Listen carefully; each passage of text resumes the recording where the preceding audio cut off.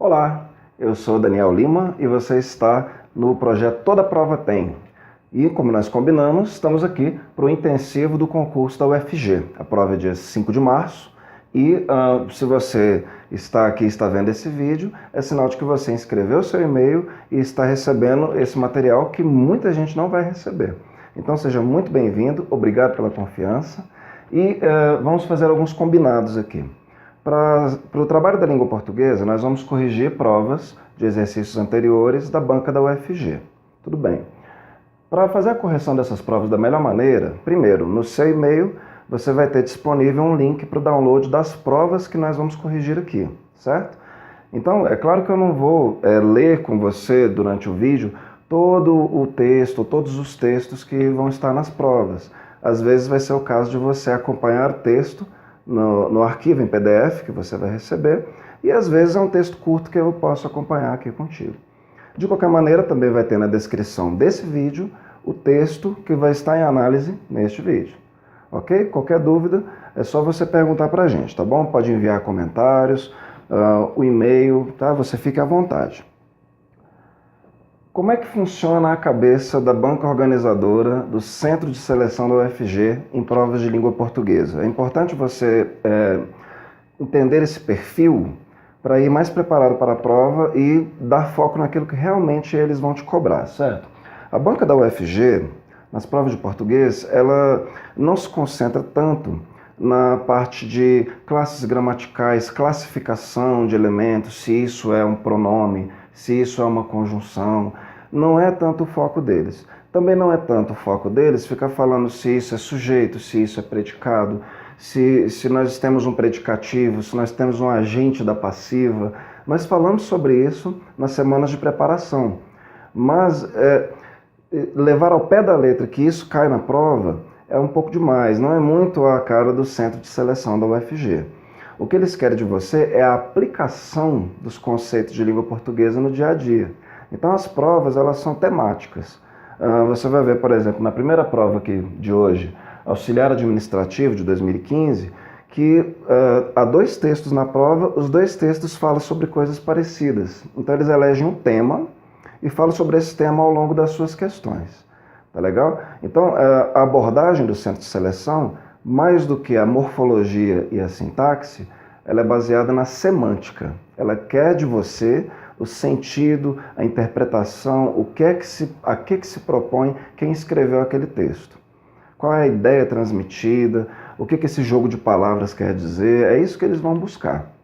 E é isso que você deve entregar a eles. Portanto, concentre-se em ler bem os textos, reler, certo? Se você chegou ao fim do texto, ficou em dúvida sobre o que estava falando, qual era a ideia principal, volta e lê de novo, tá? Eu sei que você tem o desafio de administrar seu tempo em todas as questões, ao longo da prova, em matemática, nas questões de conteúdo específico, conhecimentos específicos. É um desafio lidar com o tempo, mas se você não lê direito os textos, pode desistir da prova de língua portuguesa, tá legal? Você vai ver como isso é importante. Então vamos começar. Em primeiro lugar, nós vamos corrigir aqui as 10 questões da prova de auxiliar administrativo de 2015. Era uma prova de nível médio, tá legal? Não me recordo agora quantas vagas eram, tá? Mas as inscrições foram muitas e o pessoal já deve estar trabalhando aí. Primeira coisa, para responder as questões de 1 a 7, é preciso ler o texto 1 da prova. Está na descrição do vídeo, está no arquivo que você vai receber, ou já recebeu. E como é um texto mais ou menos curto, eu vou ler aqui contigo, tá bom? É o seguinte, o texto se chama Sua Excelência, o Leitor.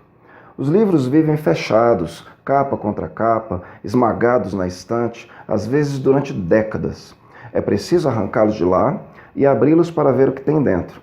Já os jornais são folhas escancaradas ao mundo, que gritam para ser lidas desde a primeira página. As mãos do texto puxam o leitor pelo colarinho em cada linha, porque tudo é feito diretamente para ele.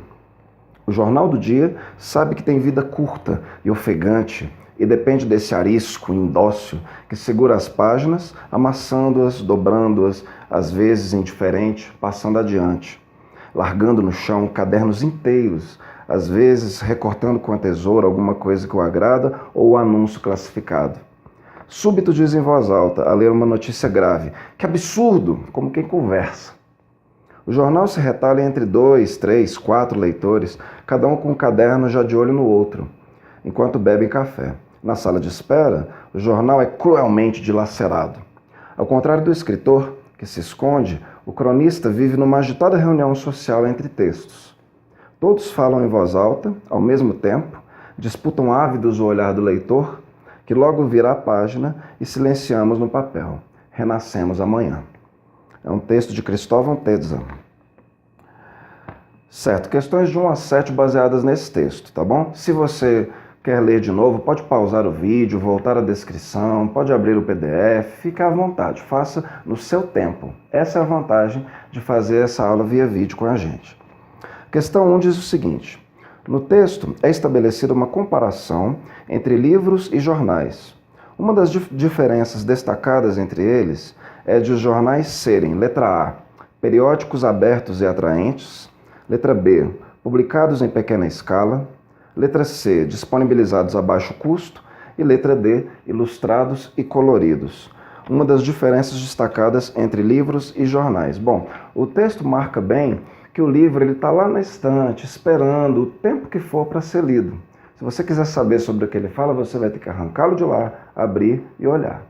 O jornal é o contrário, o jornal está lá na banca com aquela foto enorme e as letras garrafais da manchete estampadas lá, tentando de qualquer maneira chamar a sua atenção. Então, se nós olharmos as alternativas, veja a letra B. Uma das diferenças é que eles são publicados em pequena escala? Não, em momento algum nós falamos disso. Letra C. Jornais são disponibilizados a baixo custo? O texto não fala sobre essa diferença. Então nós temos letra D, ilustrados e coloridos, é a diferença entre livro e jornal, ou letra A, periódicos abertos e atraentes. Em nenhum momento o autor do texto diz que um livro não possa ser ilustrado ou colorido. E pode. Nós temos muitos livros, principalmente infanto-juvenis, que têm esse detalhe de serem ilustrados, de terem muitas cores, tem vários recursos não verbais, certo? Então a letra D nós descartamos por isso. Essa não é uma diferença apontada pelo autor e não seria verdade, porque livros podem ser ilustrados e coloridos. Então nos resta o gabarito, letra A, são periódicos abertos e atraentes. Como eu disse para você, o jornal está lá gritando para chamar a atenção, certo? Ele precisa da sua atenção porque ele é um veículo passageiro, ele é de curta duração, tá? E é aberto no sentido de que são folhas enormes, você tem acesso fácil aos conteúdos. Abrindo uma página, você vê 4, 5, 6 notícias, crônicas, assuntos diversos. Tá legal?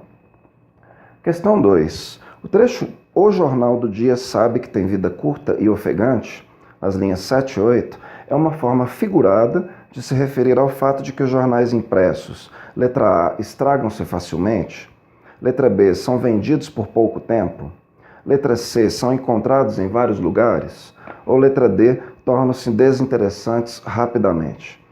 Certo, então voltando ao trecho, o jornal do dia sabe que tem vida curta e ofegante, como se o jornal tivesse vida própria e dissesse: meu Deus, eu só tenho hoje para me vender, só tenho hoje para chamar a atenção do leitor. O que essa expressão, o que esse trecho quer dizer?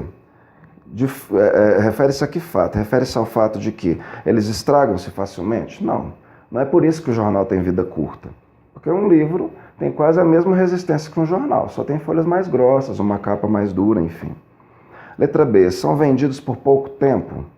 Não é exatamente. Por acaso você vende um jornal só durante a manhã ou só durante 2 horas? Não, o jornal fica à venda um dia inteiro. Não é questão do tempo que ele leva para ser vendido. Por acaso isso quer dizer que são encontrados em vários lugares? Também não. Um livro também pode ser encontrado em vários lugares. Então, quando o jornal sabe que tem vida curta e ofegante, o que isso quer dizer, letra D, é que eles tornam-se desinteressantes rapidamente.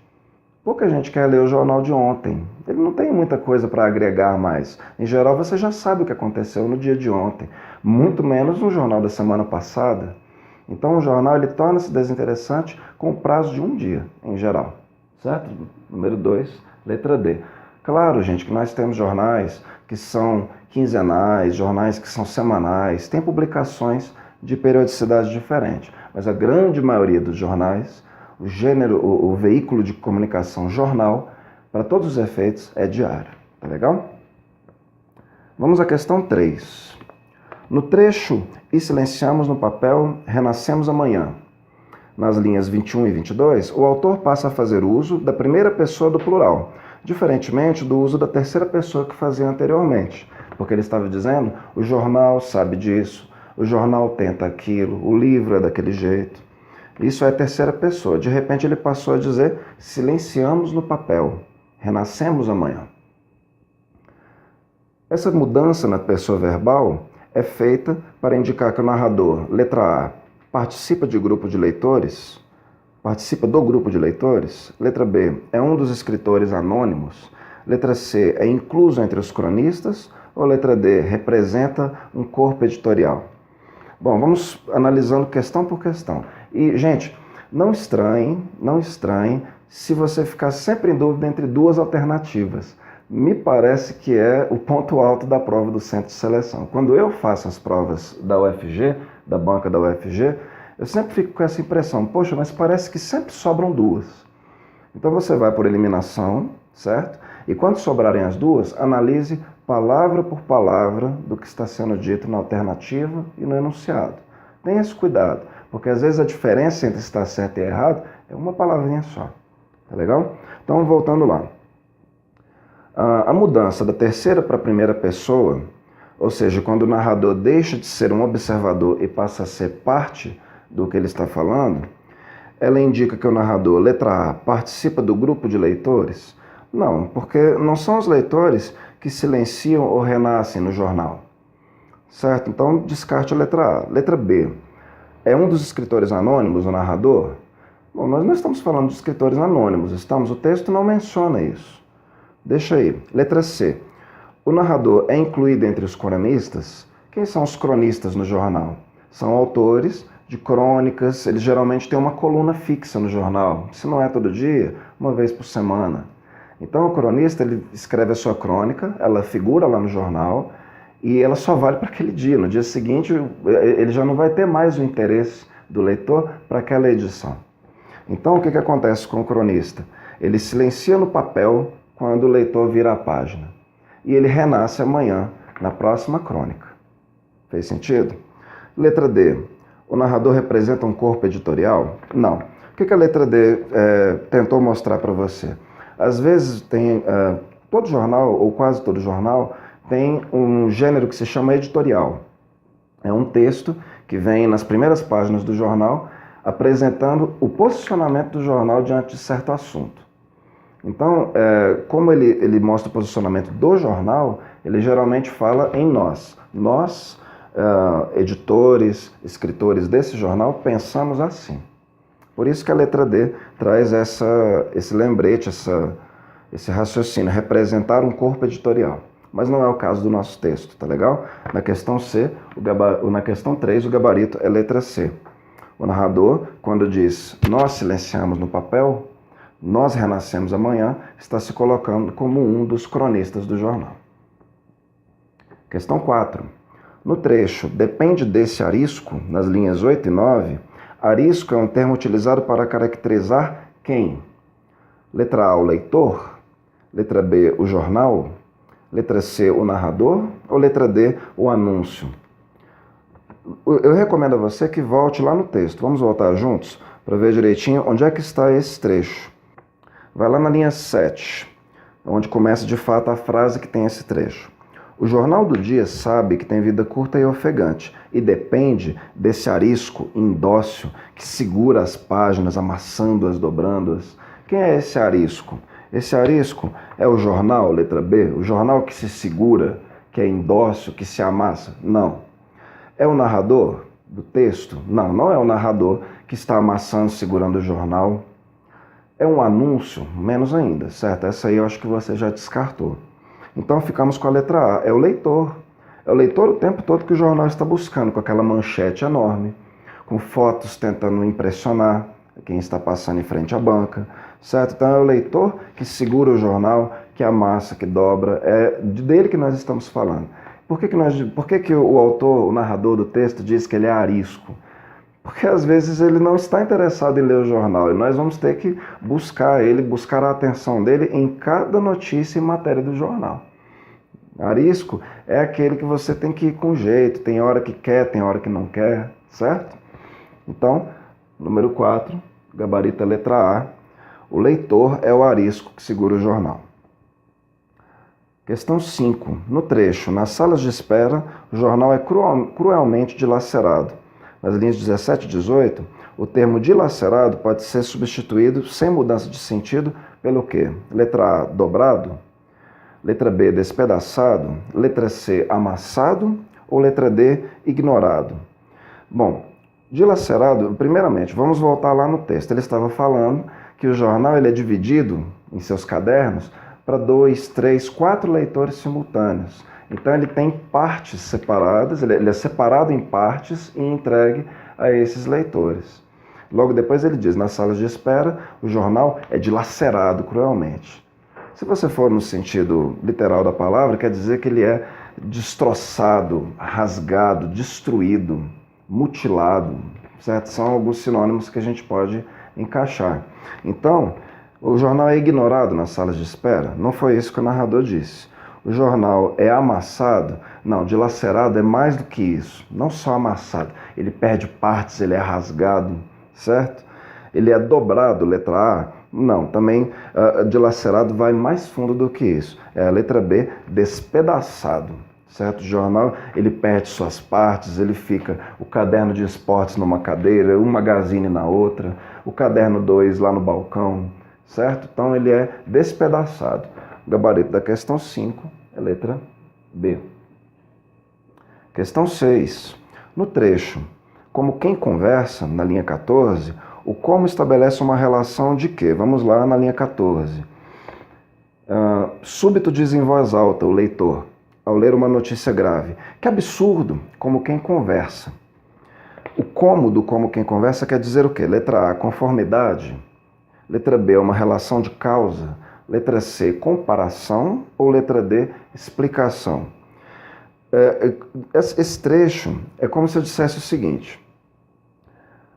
Súbito diz em voz alta ao ler uma notícia grave. Que absurdo, falando como quem está conversando com alguém. Concorda? É isso que o narrador disse, só que de uma maneira mais sintética, mais enxuta.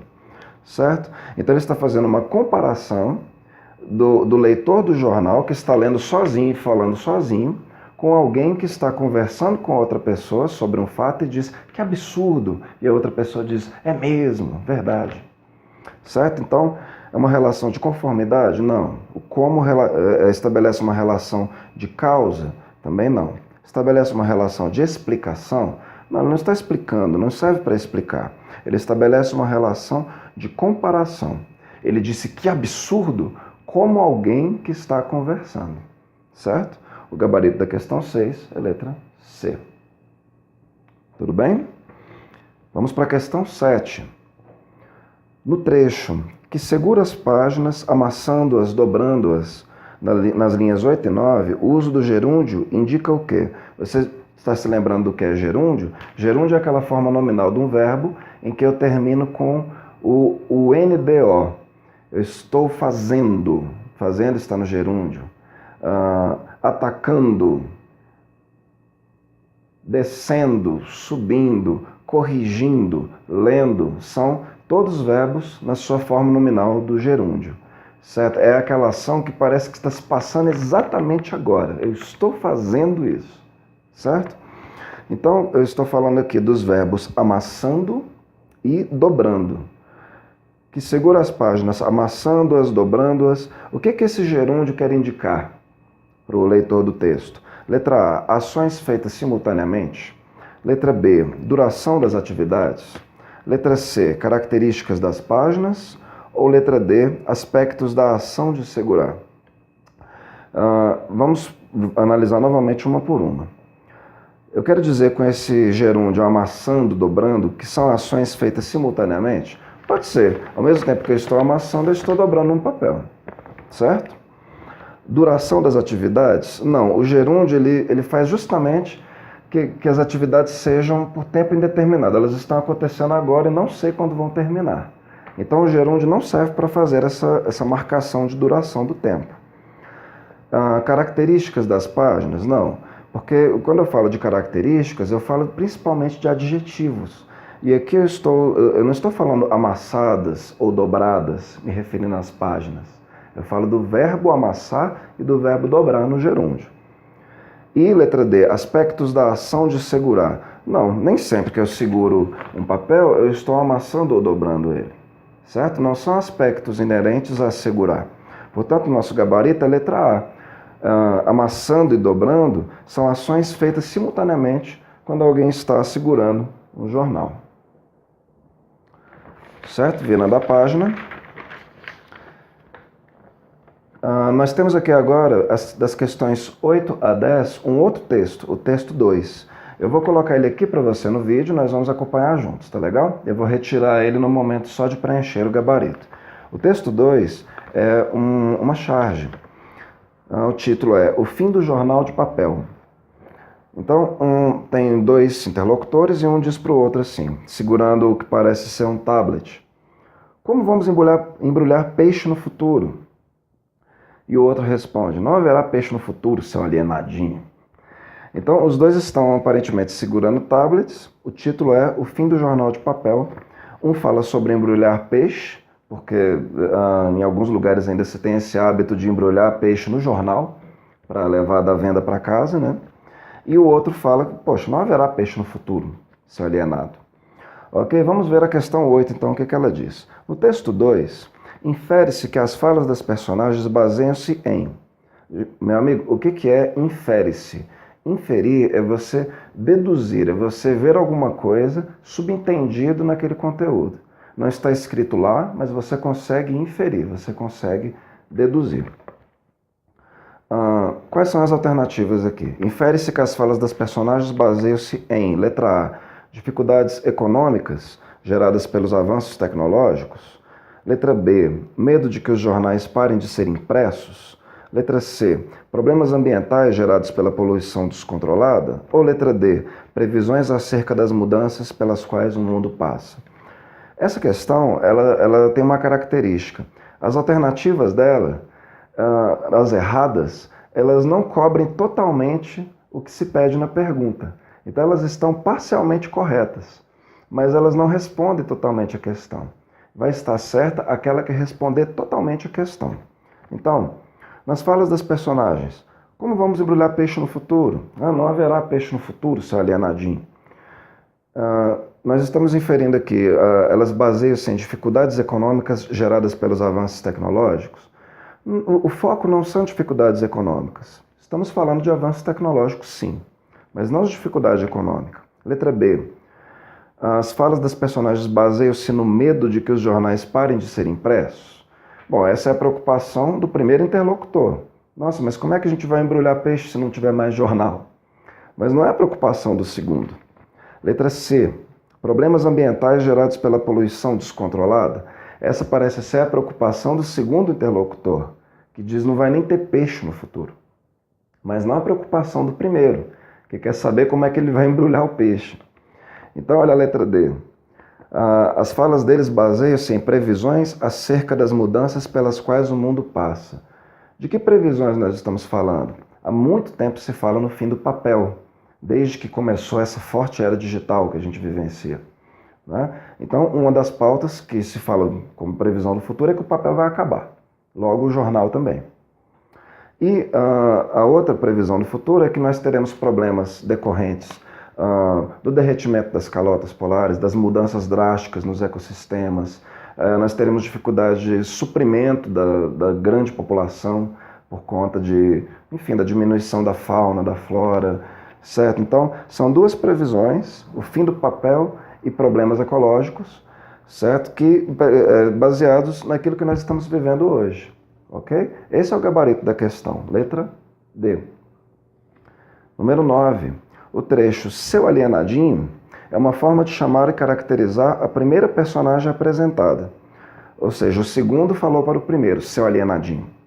No contexto das falas, esse trecho serve para indicar: letra A, uma relação carinhosa entre os personagens. Difícil. Letra B, crítica à preocupação expressa na primeira fala. Qual foi a preocupação expressa na primeira fala? Meu Deus, vai acabar o jornal, como é que eu vou embrulhar meu peixe?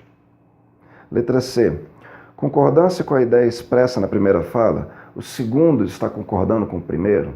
Parece que não. Letra D, relação conflituosa entre os personagens. Não chega a tanto, certo? Nós temos só uma fala de cada. Eu acho precoce dizer que eles estão em conflito. Fique com a letra B, crítica à preocupação expressa na primeira fala. Enquanto o alienado número 1 diz: oh meu Deus, o jornal vai acabar, eu não vou poder embrulhar meu peixe, o segundo sujeito, que parece mais consciente, com uma visão mais ampla de mundo, diz: meu amigo, você está preocupado com o seu peixe para embrulhar, não vai ter nem peixe no futuro. Então preocupe-se com coisas mais importantes. Não é isso que você diz para um alienado? Portanto, gabarito letra B. Coloco de volta aqui a charge para você acompanhar comigo a questão 10, última questão dessa prova de língua portuguesa. No trecho, como vamos embrulhar peixe, a locução verbal vamos embrulhar pode ser substituída para expressar o mesmo sentido por. Então nós temos uma locução, vamos embrulhar. O que é uma locução? É uma união de duas palavras com o valor de uma só. Certo? Então eu tenho um verbo auxiliar e um verbo principal. Essa locução foi feita jogando essa ação no futuro. Vamos embrulhar amanhã, daqui a muitos anos, não sei. Por qual que nós poderíamos substituir? Primeiro lugar, vamos embrulhar.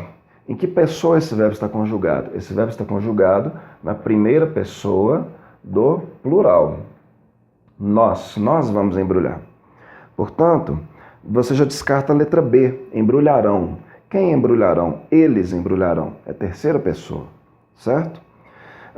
Descarte também a letra D, embrulhariam. Eles embrulhariam. Nós não embrulhariam.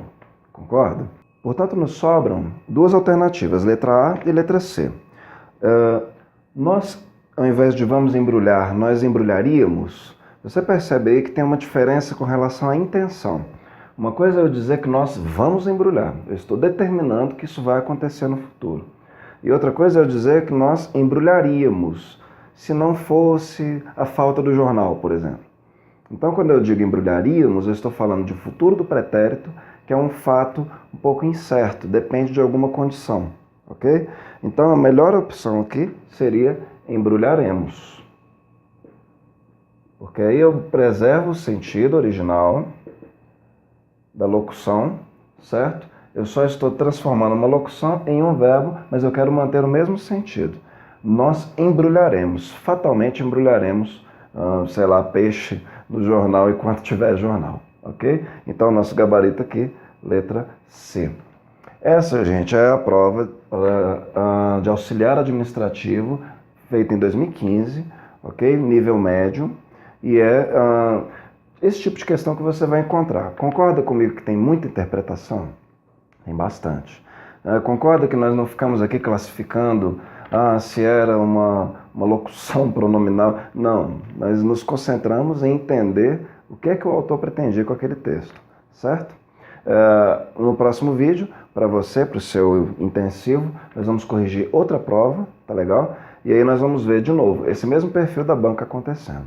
Tá bom? Eu te espero lá e você que tem acesso a esse vídeo, coloque comentários aqui, tá legal? Tem alguma questão que você quer aprofundar, quer falar mais, você não concordou com alguma interpretação, escreva pra gente aqui, nós vamos falar juntos, tá legal? Nós fazemos questão de responder todos os comentários, tá legal? Até a próxima então, bons estudos!